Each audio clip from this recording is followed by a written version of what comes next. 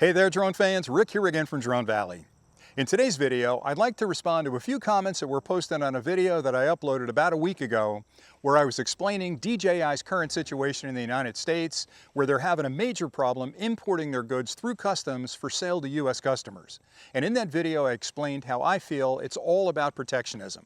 A lot of people were thinking, oh, it's about the tariffs. If DJI's got to pay a big tariff at the border, they've decided not to sell to the US, or maybe they're trying to punish us somehow from the political climate that's going on right now. None of that's true. It really comes down, as I said in the clip, to protectionism.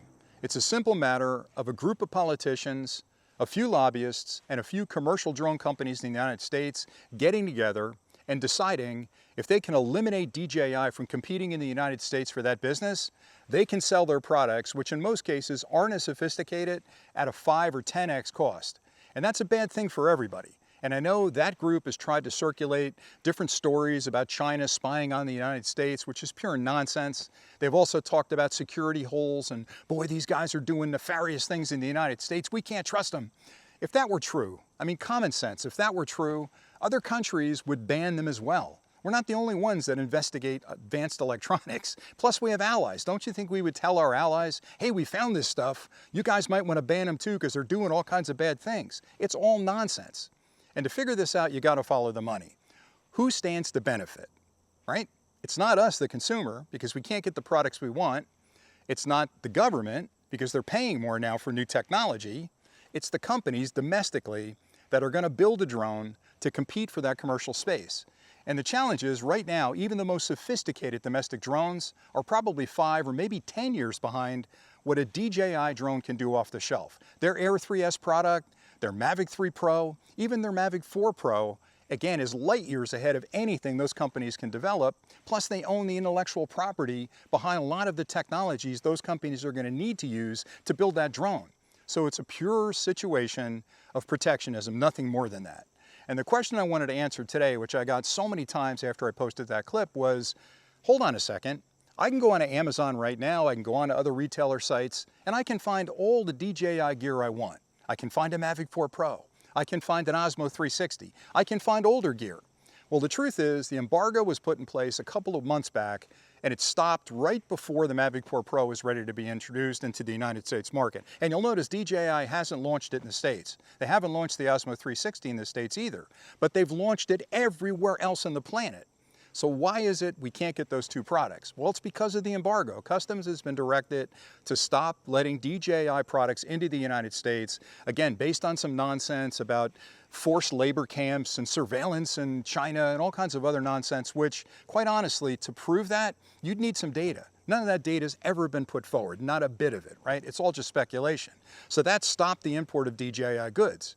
So to answer the question, why can you see them on Amazon?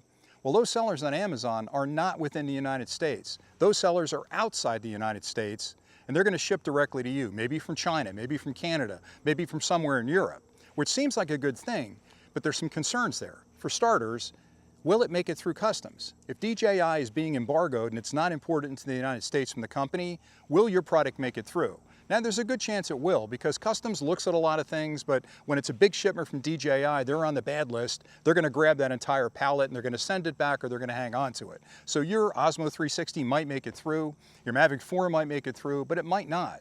But the bigger issue is, those goods are technically called gray goods. Now, if you don't know what gray goods are, they're products that are produced for different regions, not the US, maybe Europe, maybe Asia, somewhere else, and they're designed to be sold into that market. And in a lot of cases, gray goods are priced differently. So they may be cheaper over here, a little more expensive over there, but they're typically region specific, which means they're released for Asia. They've got features that flatter the Asian market, the pricing flatters the Asian market, and it's supposed to be sold there.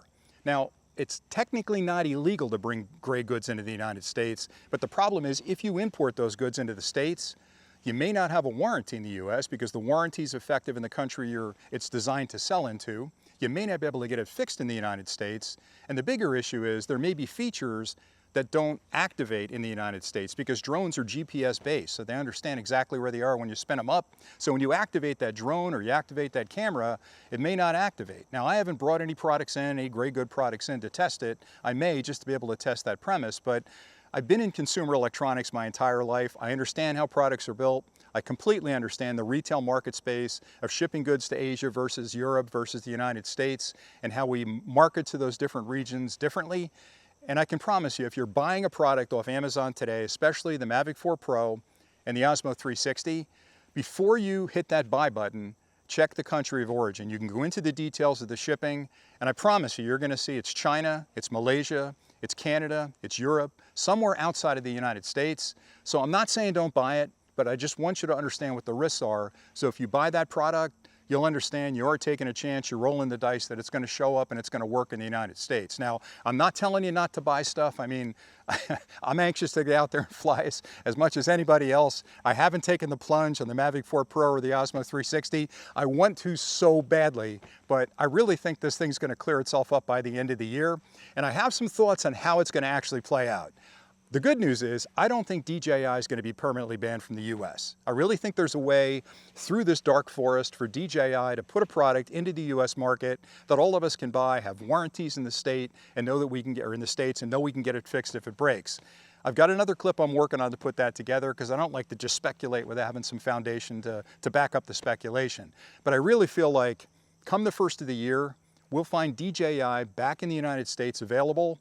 I think it's going to cost us more, but I think they're going to figure out how to do that, and they're still going to be able to give those domestic drone manufacturers a leg up, whether it's through funding or additional specialized tariffs on DJI that raises the price of their goods to let the commercial drone operators make a little profit on theirs. I mean, it'll all sort itself out, but I don't want to get into that today. Really what today's clip was all about was trying to answer that question about what's causing it. Well, today it's the embargo. Now, there's another looming cloud here that if DJI doesn't pass that security audit, then they could be banned from the US, but I don't think that's going to happen. I really believe they're going to get through the audit, and there's going to be a specialized tariff placed on all DJI goods that are imported, which is going to effectively raise the price considerably in the US market. But we'll see how that all plays out. But really what I was getting at here is, if I wanted to answer the question that yes, you can find those products on Amazon today, but if you buy those newer products, specifically the Mavic 4 Pro and the Osmo 360, check the country of origin before you hit the buy button, just so you know what the risks are.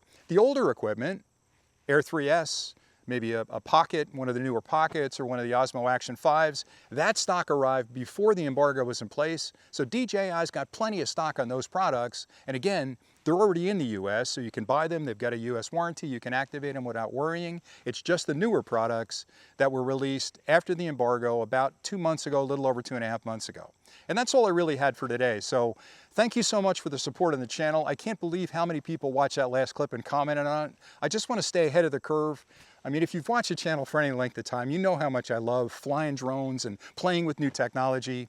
And when somebody comes in that messes with my ability as an American to purchase a product that's completely safe, that I just used out in the field like I am today to enjoy an afternoon out in the sun, I just don't understand it, and I have very little patience for dirty politics. In a lot of ways, I think it's incredibly shameful that we have elected officials that will take that stand for a little bit of coin, right? For a contribution to their campaign or maybe a job down the road.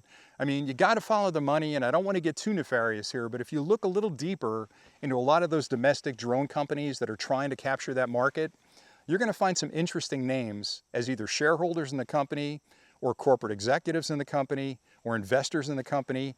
And again, I'm not an expert on this, but I know that insider trading has to do with me finding about information before it comes public, and then I invest in that company and make a bundle.